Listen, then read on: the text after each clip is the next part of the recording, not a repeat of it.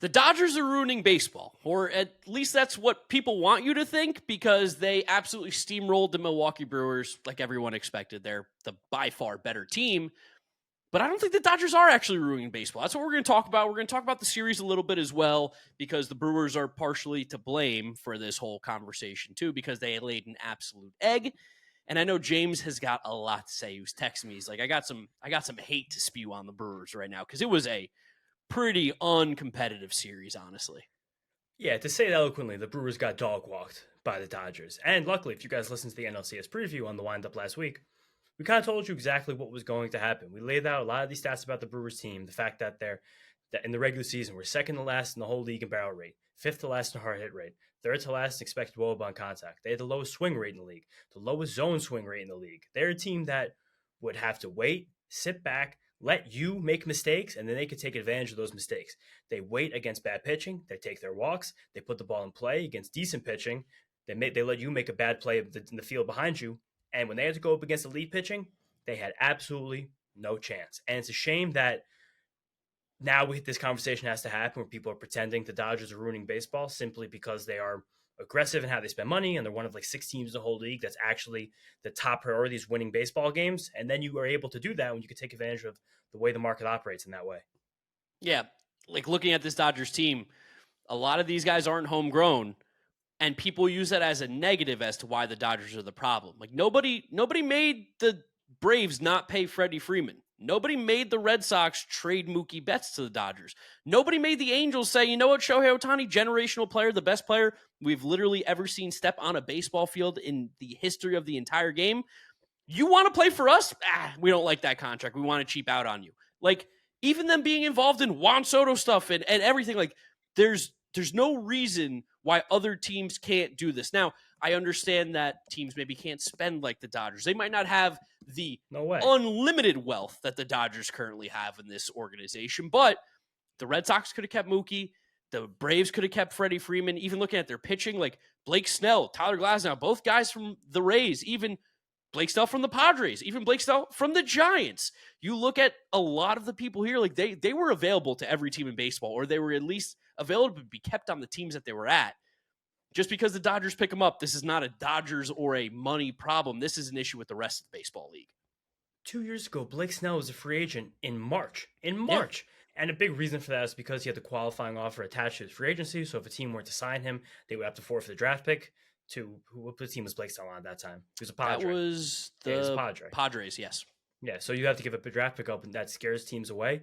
But again, you had an opportunity to give the guy a massive contract. A team like the Dodgers has so much going for them. They have so much money and so much talent. They can give contracts that can be considered very risky and not feel the brunt of it as much when you lose a guy like Blake Snell for most of the regular season.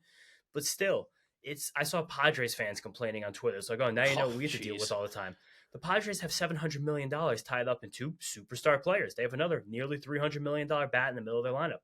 They have a 21-year-old that was signed to a $150 million deal. Like, it is a situation that a lot of the teams in baseball can get relatively close to the Dodgers, but they kind of just don't want to. And then we get these situations where teams get to complain and whine and bitch that because your team can't hit, now there's a problem with baseball. Well, yeah. I mean, and you can even look at the Brewers, and one, they had a guy that they could have kept, obviously, in Corbin Burns. They could have kept Willie Adames. They could have kept a bunch Josh of players Hader on this roster, and they chose to get rid of him because the Brewers don't want to. Yeah, Josh Hader would have helped out a lot. I'm sure there's even players that were missing, but like there were players on this roster previously that should still be in Brewers uniforms, but because they're a cheaper organization, again, I understand they don't have the money that the Mets or the Yankees or the Dodgers or the Red Sox do, but like you should be keeping your homegrown talent, especially when those players are good and these teams are not choosing to do so. They're choosing to operate like the Brewers or like the Rays or like teams like that because you can win during the regular season, get to the postseason, get a lot of that revenue, but ultimately they're not winning because they don't have the quality of players to do it. And we saw that in that series against the Dodgers. The Dodgers just were simply outclassed the Brewers in every aspect of a baseball game. If the Brewers felt like spending money, even commensurate with a mid-market team, with the way that they are able to develop players, they would be an actual World Series contender. They would, but they weren't able to supply the right supplementary talent to a great group of guys they do have at the top. Like we said going into the series, and Jackson Churio, William Contreras, and Christian Yelich. Like that's a true top three of a Awesome. lineup that can compete for a championship. But the problem is that when behind that you have Jake Bauers, who actually got one of the biggest hit in the series for the Brewers. But when those are your supplementary pieces, when those guys are getting at bats in the playoff game, and those at bats are coming against Yoshinobu Yamamoto and Blake Snell and Shohei Ohtani and Tyler Glasnow, you have not the best chance to succeed. And again, all this to say that the Brewers just had the most piss poor performance in the playoff series I've literally ever seen. The Brewers, as a team, had a 118 batting average in the NLCS. A 118 batting average. That is the entire team for 4 games during a sweep. In the semifinals, the championship series, 9 pitchers coming to the plate for an entire game. That's what that was. That's what you just saw the Brewers in actuality just do against the Dodgers. And again, I got a fun stat for you real quick with that batting average. What? Hit me. Jacob deGrom is a lifetime 204 hitter. Someone on Twitter compared it to Bartolo Colon 2015. He had a 138 batting average.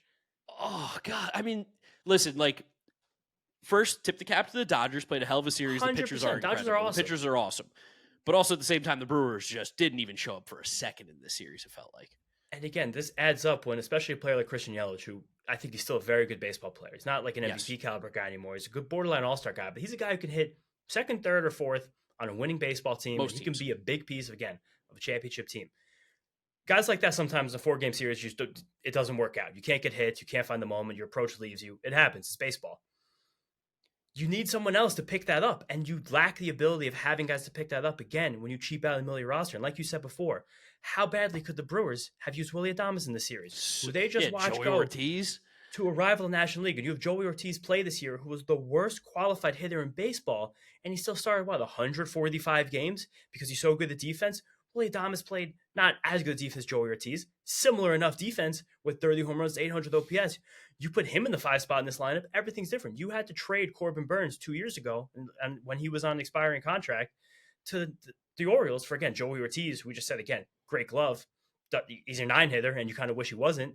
And DL Hall, who was a non-factor. Again, we can't really look back and rehash like prospects don't pan out in big trades like that, but if you just pay the guy, like you're in a much different situation. It's a shame that a team like the Brewers, I guess, feel like they have to go down that road, but these executives who run these teams are so risk averse. They'll never give those fat contracts out to guys who they see any risk with involved, like a Burns at the time, kind of right on that, and Willy Adames, we saw it in the first half. But you just need more guys to win, and it's not the Dodgers' fault they have the most guys.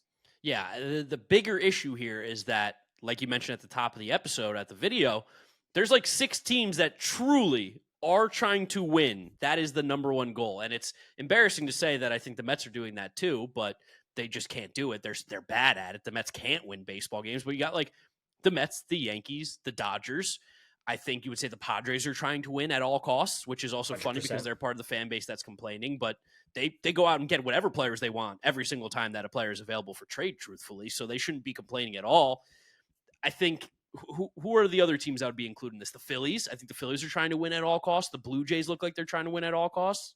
I think the Braves try to win at all costs, but I think sometimes they just don't make all the right decisions, so it kind of gets a little difficult for them. It's a situation where it's a shame that we've hit this point with all of this, and you kind of add insult to injury where the body had just kind of gotten cold for the Brewers, and all of a sudden, boom, you have a Freddie Peralta trade rumor. Yeah. Like, that's the problem. You just, I don't know, pay the man his money. Like, he's one of the best players in your team. I guess if you don't think he's worth the money, don't pay him. His contract's not going to be insane. If Freddie Peralta wants the top pitcher in baseball money, I get it. Smell you later, bud. We're not paying you that. But I think Freddie Peralta's got to have a good enough head on his shoulders to know he's not going to get $300 million. And if it starts with 2, maybe it starts with the 2. Like I think all these Major League Baseball teams should be able to afford that. I would say 5 for 150 generously. And we're going through the same thing right now with the Tigers and Tarek Skubal, where the fact that Tarek Skubal is available for a trade is batshit crazy. And the problem is not that only a few teams can pay him, it's that the team that hasn't doesn't want to pay him. Yeah, they're $200+ million away in contract extension negotiations. That doesn't even make sense. That means that whatever contract offer the Tigers are offering an extension to Skubal is either extremely short term, like maybe they only want to give him a 1 or 2 year deal. Maybe they're just trying to go to the lockout. Is that possibly why they could be so far off? But also, if they're looking at a long-term extension, what are the Tigers offering him, $150 million? Like, on what planet do we think that's even a fair contract for this guy?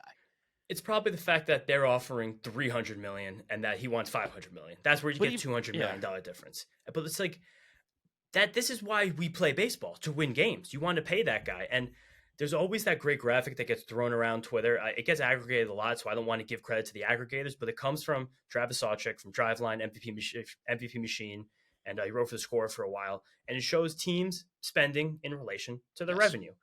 And consistently, and I'm happy that data one is out there. Travis did great research to find that, but I'm happy that more people now see that and respond to it based on the fact that it's absolutely ridiculous that a team like, again, let's grab the Milwaukee Brewers on this for a second. The Milwaukee Brewers are 24th on this list and how much they spend on payroll relative to their revenue. 40% of it, which oddly is next to the Boston Red Sox, but it's the same as the Cleveland Guardians. Again, it's the team as a revenue. You gross $335 million. That was the 18th highest revenue in baseball. That tells me it's a mid-market team. You're not at the bottom. You're not the Tampa Bay Rays. You're not the Miami Marlins. But then with that, you're 24th in payroll.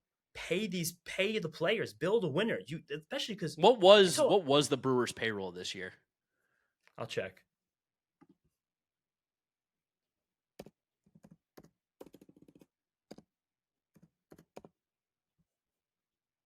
That was a quick freeze. I think I got you back. Yeah. It's a good time for me just load too.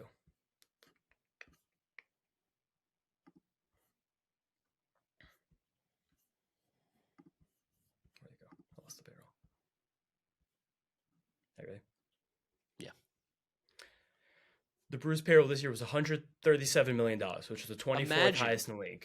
If they just went to 160, right? You spend another $23 million this offseason, the Brewers probably look like a lot different team. And that's not even close to coming to one of the top teams still.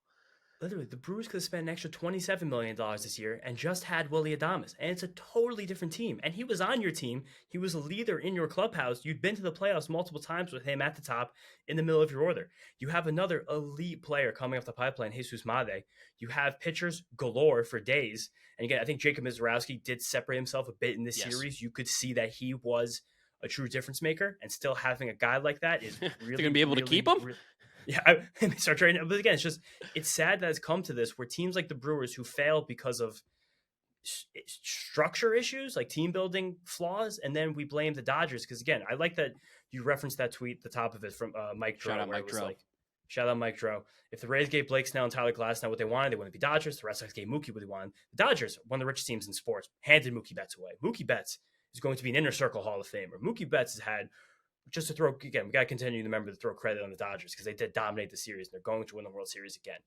Mookie Betts going from corner outfield to the infield and being one of the best defensive shortstops in baseball. Nominated for a Gold Glove Award in his mid-30s. And the year where he struggled tremendously with the bat, dealt with a lot of injury stuff. It's amazing. But again, if the Angels gave Ohtani what he wanted, he wouldn't be a Dodger. I don't really believe that one. I think he probably still would have been a Dodger. The Braves, Freddie Freeman let him go. Like these, and again, the cheap-ass owners create the environment for a super team like the Dodgers to exist. The salary cap will never stop these owners from being cheap. It won't. And that tweet got repurposed and posted around a lot, especially on a Big Baseball Instagram account. Blake Snell liked the post. Matt Kemp liked the post. Ivan Herrera liked the post. Josh Hader liked the post. Michael Chavis, just throwing a name out there, liked the post. So, and again, the Windup is very pro-player podcast. If you guys want to hear more about salary cap, lockout stuff, we'll definitely make some videos about that in the offseason. Yeah, let us know in the comment section.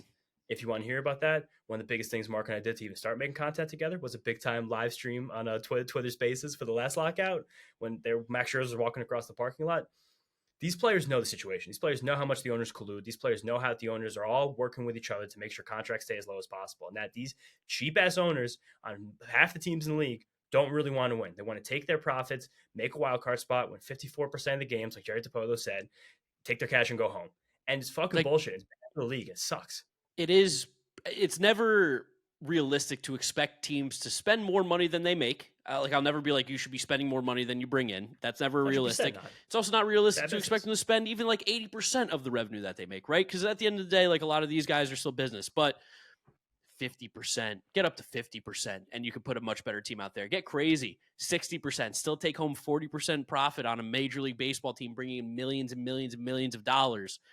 to actually try and win. And then guess what? When you win, your revenue is going to go up. Like, you look at teams that win, they make more money when you go deep into the playoffs. You make these runs, you do this kind of thing. And not to take away from what the Brewers did in the regular season, or what any of the teams, the Rays of the past have done, or the Guardians, or whatever it is. The fact that they're able to build sustainable regular season winning baseball teams with this budget is pretty cool. I think from like a nerd perspective, from an analytical side, you're like, I can respect being able to take a turd and polish that turd and make it into a diamond. But those teams just don't win, and it's usually because they're lacking that punch. You might have those guys for a year or two, but it never seems to come together all at once. And what the Dodgers have done beautifully is they have just been like, we're getting all the best players at one time on the same team, and we're going to try to win every single year. And if you are a fan of a team that does not want your team, your ownership to be like that, why are you even rooting or watching baseball? That doesn't make sense to me. And that's where this conversation sadly winds up, is that it sucks for the fans of baseball and these baseball teams, because you're always going to root for your team. That's your team. But if you're a fan of the Chicago Cubs, who are a fucking joke in terms of how they run their operation, the Chicago Cubs in 2024 had the third highest revenue in baseball at $584 million. The only teams that grossed more money than the Chicago Cubs in 2024 in a year where they sucked. They didn't even make the playoffs. The only teams that grossed more money than them were the Dodgers and the Yankees. And for some reason, they are 15th in payroll. You can't let that happen. And they're not going to pay Kyle Tucker because they don't want to spend that money. They rented Kyle Tucker. They traded a premium prospect to Cam Smith for Kyle Tucker and a fun pitching spec in Hayden Wesneski, who was on his way to a good season if he didn't blow his arm out. Let's play a little game here too. So you mentioned the percentages of the payroll revenue split. 9 teams in baseball have a payroll revenue split that's higher than 50%. Do you want to try and name the 9 teams? Because like we were talking about before, the teams are trying to win. Sure. Name these 9 teams. There's only 9 that have over 50% of their payroll. That's crazy. All right, so it's going to be the Mets. And 6 out of 60. Yeah, so it's Mets. Mm-hmm. Dodgers. Yep. Phillies. Yep. Yankees. No. Whoa. The Yankees are 49.7%, lower than the Baltimore Orioles, who are 49.9%. And now you're going... Can I go? Yeah, go. Blue Jays? Yes. The Blue Jays have the third highest at 71.5%, only behind the Mets and the Dodgers. Show me the Diamondbacks. Diamondbacks, 5th, only behind the Mets, Dodgers, Blue Jays, and Phillies, 66.7%, exactly 2/3. That seems like it was done very precisely. How many am I missing now? Do I need 3 more? You're missing 4 more. 4 more. One's, right, give me. I think 2 are obvious and 2 are hysterical. Give me the Padres. Yep, Padres are 6th. You're going in order right now. It's awesome for me. Give me the Giants. No, the Giants are 14th this year, the 8th highest revenue and the 13th highest payroll, 47.5%. Okay, give me the Texas Rangers. Texas Rangers, yeah, 7. You're literally going in order. Okay, and then I have, 2 more? 2 more. These are funny. Okay, Angels. Nailed it. They're 8. Yes. All right. The thing I'll say about the Angels is they should be doing what the Brewers are doing right now, which is like rebuild, get some prospects up, and then go pay the guys. But I'll never give Artie Moreno crap for trying to win, or at least spending like he's trying to win. Playing the game. And again, except with Shohei Ohtani. That was insane. That was nuts. I still think no matter what, it was the Dodgers all the way. Okay, but last team. And their team that does try to win. Their team that weirdly pushes chips in. Sometimes doesn't make sense why. But they still play pretty well. It doesn't make sense why, but they still play pretty well. They just retained their superstars, one of the best players in baseball. Kansas City Royals. Yes, Kansas City Royals are the 9th and final team who spend more than 50% of their revenue on team payroll. So that list is the Mets, the Dodgers, the Blue Jays, the Phillies, the Diamondbacks, the Padres, the Rangers, the Angels, and the Orioles. Those are the 9 teams in baseball that are trying their hardest to win. That's despicable. You have 9 teams actively trying to win by spending money. Obviously, I think the Brewers are trying to win. There are teams trying to win through other means, but when you have the money available, that's the easiest way to win. Again, people are blaming the Dodgers. I'm happy we're doing this episode because we're going to do a regular World Series preview, and we know that's totally set later on this week, and we know everything's happening. We had an offseason just now. There were 3 teams, at least, I remember off the top of my head, that did not sign a free agent. Yeah. The Minnesota Twins, the St. Louis Cardinals, and the fucking Atlanta Braves, until they signed Jurickson Profar, got popped for PEDs. Could you imagine the Twins heading into this year were a team that expected to win baseball games. Yeah. They didn't sign a free agent. Mark, they It's didn't spend horrible. a dime. That is a fucking joke. There's no Me and you excuse for spent that. as much on the in the market. I actually spent more. I bought Might season spend more. tickets. I bought Yeah. season tickets. You spent way more than Minnesota Twins in this offseason. But it's a joke that a team that has expectations to win, a team that has been coming off one of the most successful stretches in franchise history. It's sad for this to say, but the Twins don't have the best franchise history of success. To not spend a dime, and then you expect these fans to come to the ballpark and spend their hard-earned money and take their time out of their life. It's a weird thing. And again, the way the owners are positioning themselves right now is for the salary cap. The owners are so fucking happy that the Dodgers just did this. I know. No one is happier in the world than Tom Rick as this just happened. One, because his team that has a bigger payroll than the Brewers lost and did that, and the Brewers were super cringy and celebrating winning the DS because it's been a long time since they got past that round. But then to watch the Dodgers wipe the floor with them and watch the Brewers just shit themselves. I mean, Jose Quintana and Chad Patrick, like these are great guys to get you through the regular season. But it's just like at some point you need some Dodgers to throw. Yeah, I mean, also again, the Jose Quintana pitch again. The fact that Jose Quintana pitched against the Dodgers in 2 straight NLCSs, it's a big problem. It's a huge problem. I'll say that's a big issue. But it's a joke that we're at this spot, and it's just baseball would be such a better product if all of these teams were trying harder to win baseball games. Again, like we say this all the time. If teams like the Reds and the Brewers and the Guardians, who have awesome player development mechanisms, such good players, and they have each of those teams have a great foundation right now. If they were just spending money and getting Schwarbers, Adamises, like we do say sometimes that those contracts aren't the best, but if you keep those contracts to 4 or 5 year deals, you could really do something. And again, the Tigers are in that spot right now because they've made Tarik Skubal available. They tried to sign Alex Bregman in the offseason, just got beat. But the Reds have allegedly quietly made Hunter Green available for trade. Crazy. How is that even possible? If you're trading Hunter Green, trade Alec De La Cruz. If you're trading both of those guys, open up for Spirit Halloween right now. You're never going to play baseball this time of year anyway if you're going to trade guys like that. Now, the salary cap conversation will be a little more dense on this channel because it is so not the answer. And if you think it is, I really implore you to make sure you are subscribed to the Windup so you can see why it's not. Because as you said earlier, those cheap owners will still not spend. All you're doing is limiting what the top teams can spend. You're just limiting what the players can make. Yeah, that's all it is. You're just anti-player. You're like, you know what? You know who I want to win? I want the billionaires to make sure they save all their shekels. Yeah, I mean, think about when the Warriors had their run. Like, I know the Kevin Durant thing was kind of bullshit, but they won before him. They won after him. Yes. No one was talking about how the league is broken, this is unfair. We're just like, wow, this is a historically great team. Maybe let's have a little bit of solace in watching a historically great team win a bunch of championships. Happens all the time in every other sport. But now the Dodgers do it because all the other owners are cheap bastards, and now the league's broken. Yeah, no, I mean, it's kind of like the thing where I'm like, why are teams like always making these trades with the Yankees and helping them out? Why are teams always giving the Dodgers these players? Like, these teams also, when they make these trades, have the opportunity to not trade to the Dodgers. But again, one of the teams they're trying to win will pay their players and will pay a good price. There's a problem with baseball. It's not the Dodgers. So, no, they're not ruining baseball. That's our very long-winded way of telling you that. But hopefully, we baited you into clicking because you thought that. And maybe we changed your mind. We hope we did. Make sure you are subscribed to the Windup if you enjoy the baseball content. We should have a World Series preview out if we know the matchup already. If not, it'll be out whenever we do. So subscribe. Make sure you follow James on all his social media at James Shiano. And I'm Giraffe Neck Mark with a C. We will catch you guys all on the next video. Thank you for watching. See you then. Peace out.